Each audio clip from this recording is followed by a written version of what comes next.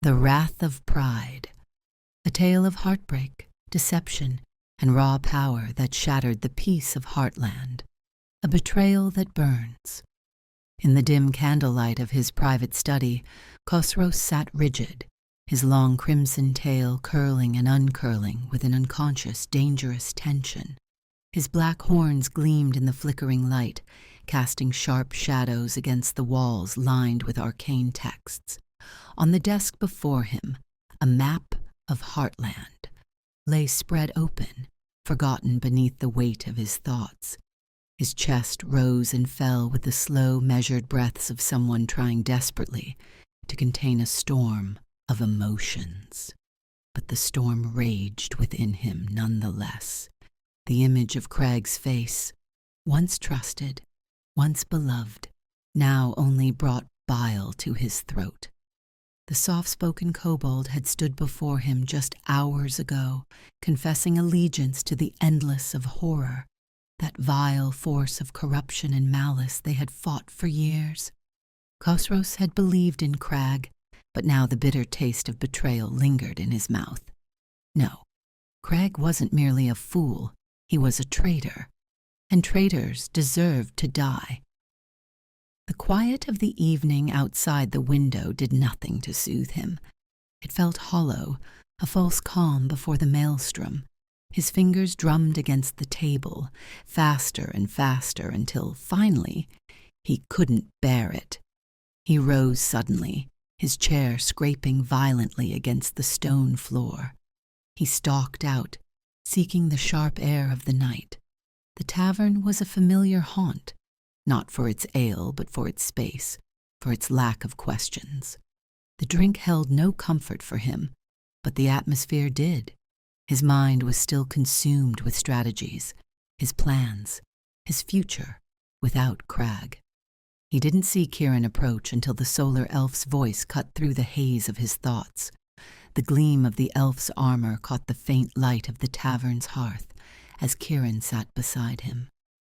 They were the newest addition to their group, a fighter of noble bearing, but a man hardened by years of battles that went far beyond just the clash of swords. Kiran had joined only 2 weeks ago, yet those 2 weeks had been enough to show him the chaos that surrounded Crag. To Kiran, the kobold was nothing but a schemer, a puppet of evil forces, and his every move only confirmed it. Kosros shared with him the full weight of Crag's betrayal, but Kiran already knew. He had sensed it from the beginning.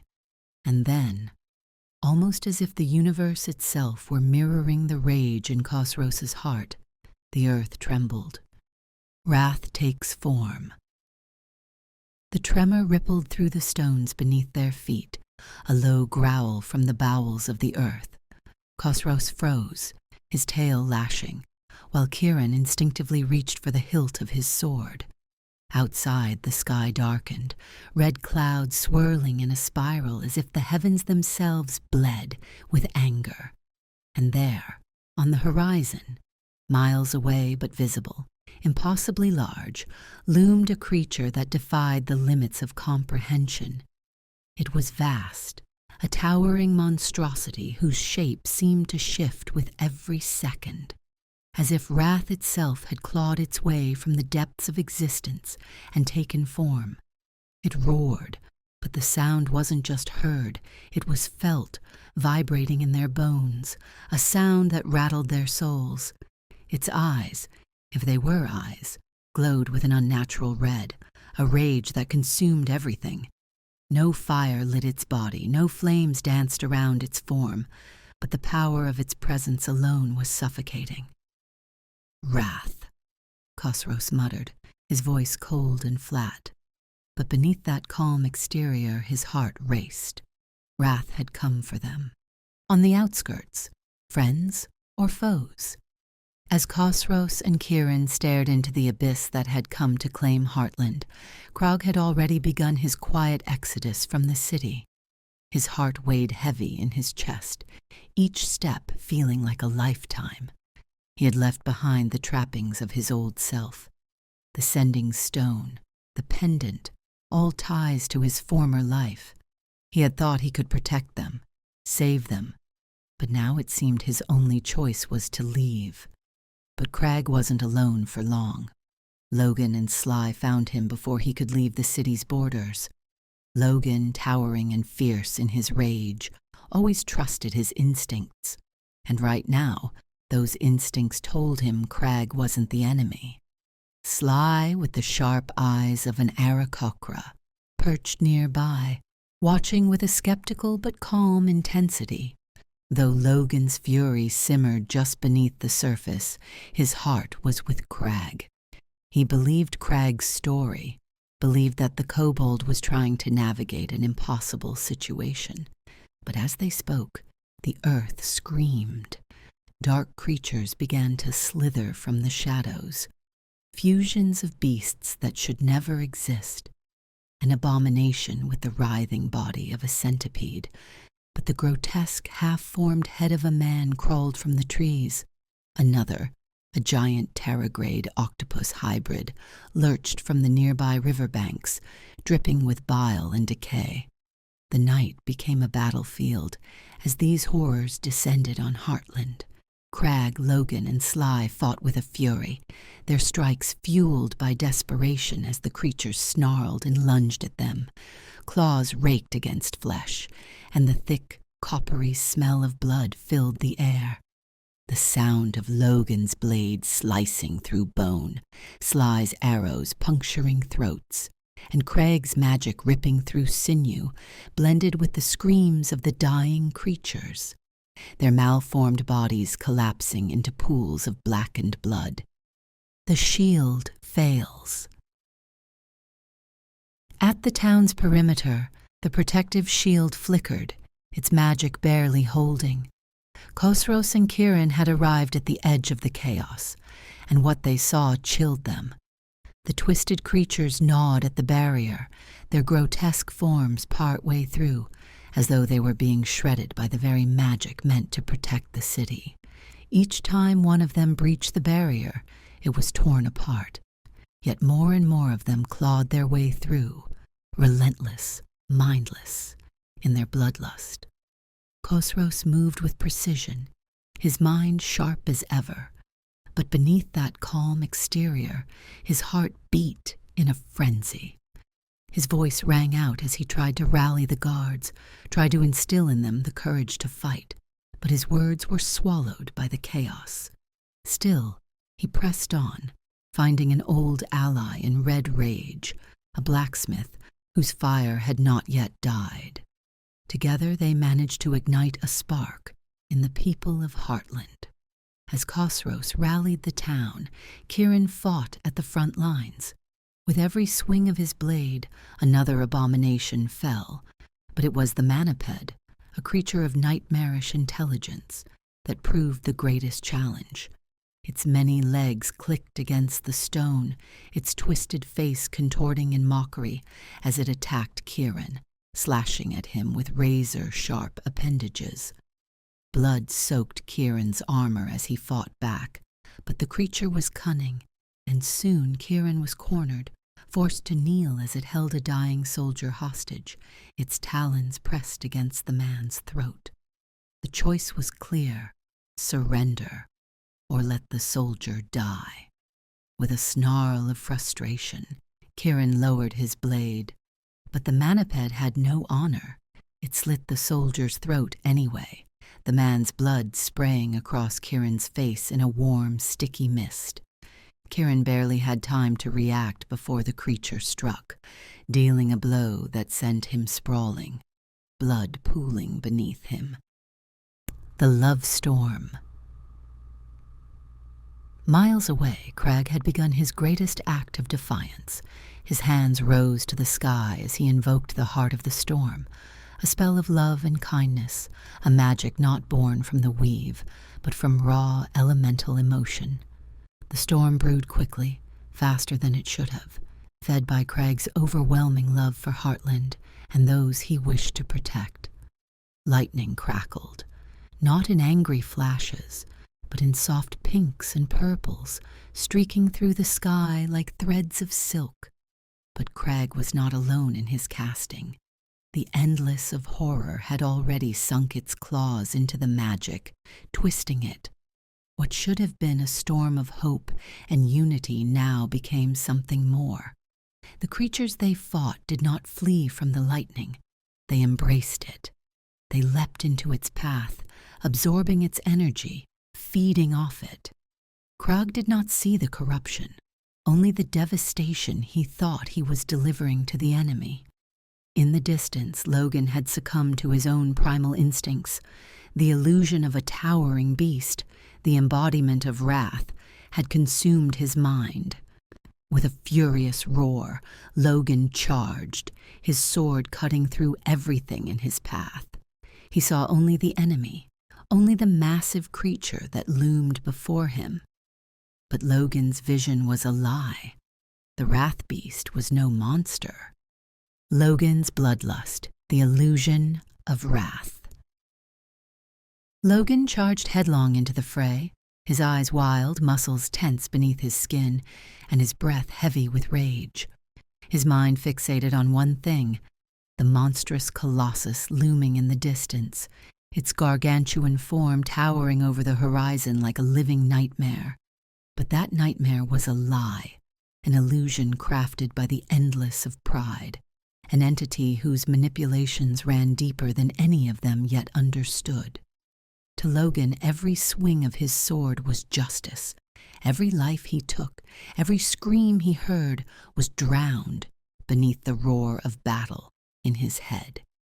He saw himself as a hero in the eyes of the gods, cutting down a creature of pure wrath. His blade, a demon-killing weapon, crackled with anti-magic energy as it cleaved through flesh and bone. But the truth was far more horrific. There was no wrath. There was no towering behemoth. Logan wasn't fighting a monster. He was slaughtering innocents. Sly, flying above the carnage, her sharp eyes scanning the battlefield, was the first to notice. At a distance, Logan's warpath seemed righteous. A barbarian battling the unholy, chasing down an unimaginable evil. But the closer she flew, the more unsettling the scene became. The monster Logan raged against, a beast the size of a mountain, seemed less solid the closer she got, more of a mirage than reality. Then, when she was close enough for her true sight to activate, the illusion shattered like glass. Her heart clenched in her chest as she saw it for what it truly was, a small, peaceful farming village. And Logan was cutting through it like a reaper, his sword soaked in the blood of children, mothers, fathers. The villagers screamed, running in every direction, but nothing could escape Logan's wrath-fueled rampage. Sly's heart thundered in her chest. Her wings beat faster as panic gripped her. She dove toward Logan, desperate to stop him before more lives were lost, but he was too far gone. His eyes glowed with bloodlust, and his muscles rippled with unchecked fury. His vision was clouded by the endless of pride's deception. Nothing Sly could say would reach him now. The embodiment of pride. As Sly raced toward Logan, something else caught her eye, something that made her blood run cold. Standing amidst the chaos, untouched by the violence around it, was a child. Or at least it looked like a child. The figure smiled, its lips stretching far too wide across its pale, cherubic face. Its eyes sparkled with a knowing malice that sent shivers down Sly's spine. It was pride. The endless made flesh, a perverse manifestation of self-satisfaction and arrogance. The being didn't need to speak for Sly to understand what it was doing. Pride was feeding off Logan's rage, reveling in the barbarian's false sense of victory, growing stronger with each death. Sly landed with a harsh thud, her talons scraping against the dirt as she drew her blades. She locked eyes with the figure, and for a brief moment, the air between them thickened with tension. "Why?" she demanded, her voice hoarse, barely containing her fury. The creature that wore the form of a child giggled, a sound that was sweet on the surface but rotted underneath, like spoiled honey. "Why?" it repeated, tilting its head with exaggerated curiosity. "Because it's all so delicious." Its voice was far older than the childlike form it took, far more sinister. All this pride, all this certainty. He believes he's a hero, you know. He believes he's saving the world. Sly's grip tightened on her daggers, her knuckles turning white. "You're feeding on him, using him. This is all an illusion." The child, Pride, grinned wider, unfazed by the accusation. "An illusion, yes, but it's his pride that makes it real. It's his lack of humility that allows me to grow strong. He's so sure of himself, so certain that he's right." It glanced over at Logan, who continued to tear through the village, oblivious to the destruction he was causing. "Isn't it wonderful?" Sly didn't hesitate. She lunged at Pride, her daggers aimed straight for the creature's throat. But as the blades connected, they slid off an invisible barrier, deflected as though they'd struck solid stone. Pride laughed, a soft, almost playful sound, as it sidestepped her assault. "Try again, Birdie, you're only feeding me more." And Pride was right. The more Sly attacked, the more certain she became that she could stop this creature, that she could be the hero, and that certainty, that confidence, was exactly what Pride fed on. Kosros' fury. Back in the heart of Heartland, Kosros and Kiran were preparing for their own confrontation. They had tracked Crag's movements, their minds poisoned by the manipulations of the endless of horror and pride. The maniped, with its horrific intelligence, had sown seeds of doubt, twisting Kosros' thoughts until he was convinced that Crag was behind everything, that the kobold had orchestrated the attack to gain favor, to win back trust. The ambush was swift and merciless. Arrows rained from the sky as Kiran unleashed his barrage. Crag, already weakened from summoning the Heartstorm, barely had time to react before the arrows pierced his flesh, each one a sharp reminder of the betrayal Kosros believed him guilty of. Blood spattered the ground as Crag staggered, but the worst was yet to come. Kosros's voice was cold, devoid of the warmth it once held. His eyes burned with the fury of 1,000 unspoken betrayals as he raised his hand. Flames began to lick at his fingertips, and the air around him grew cold, too cold. The heat that should have radiated from his spell seemed to be sucked inward, absorbed by his own rage. He didn't care. He didn't notice. All he saw was the traitor before him. With a furious cry, Kosros unleashed a torrent of scorching rays, each one fueled by the firestorm of emotions raging inside him. The flames tore through the air, searing toward Crag with the force of 1,000 suns. They slammed into Crag's body, each ray burning with the weight of Kosros' wrath.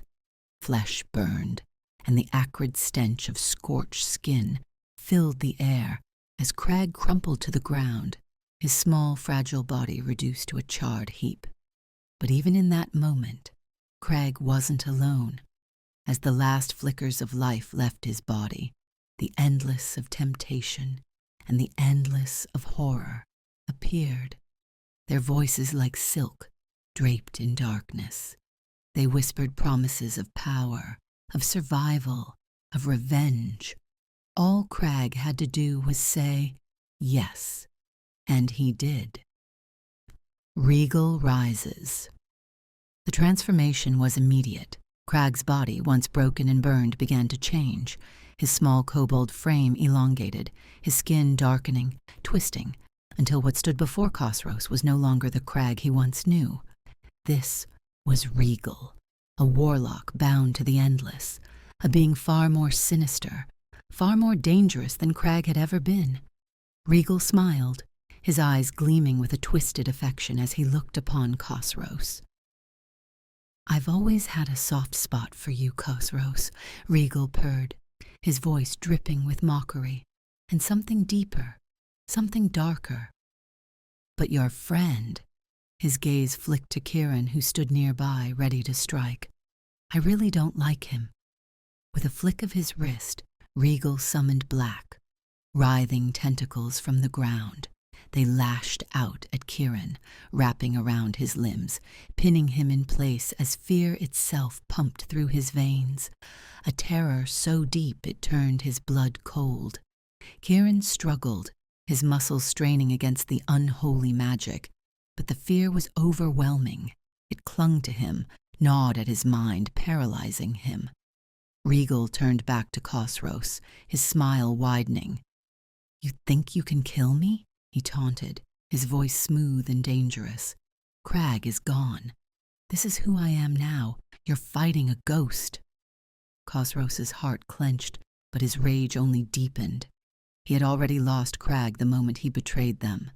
This wasn't his friend anymore.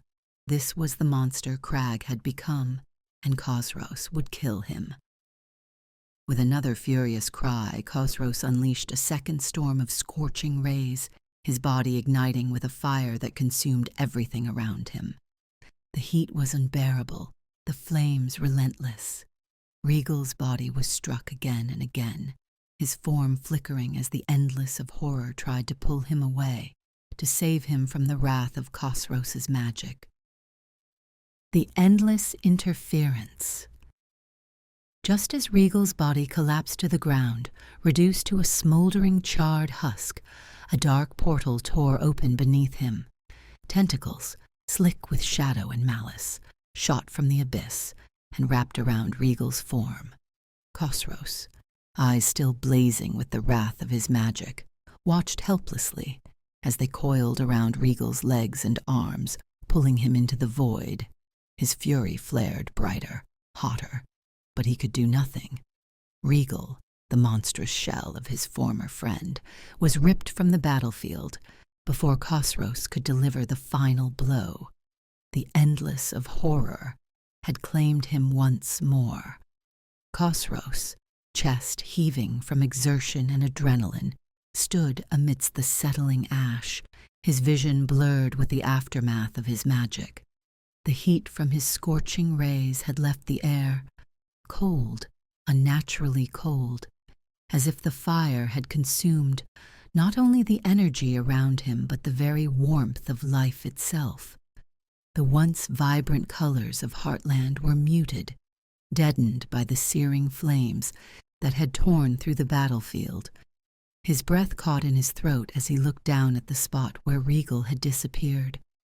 There was nothing left but a small, delicate flower, its petals shimmering softly in the dim light, untouched by the destruction around it. It stood as a symbol of something far deeper than the wrath Kosros had unleashed. It was the last remnant of Crag. The flower pulsed with life, an ethereal bloom left behind in Regal's wake, filled with all the love that had once been Crag's, all the love that had been buried beneath layers of betrayal and darkness. Kosros stared at it, his heart twisting violently in his chest, unsure if he wanted to crush it beneath his boot or cradle it in his hands. Without realizing it, tears began to burn in his eyes. He wasn't sure if they were from rage, sorrow, or exhaustion. Probably all three. He had fought so hard, so long to save Crag, and now there was nothing left of him but this fragile symbol of what had been lost. The aftermath.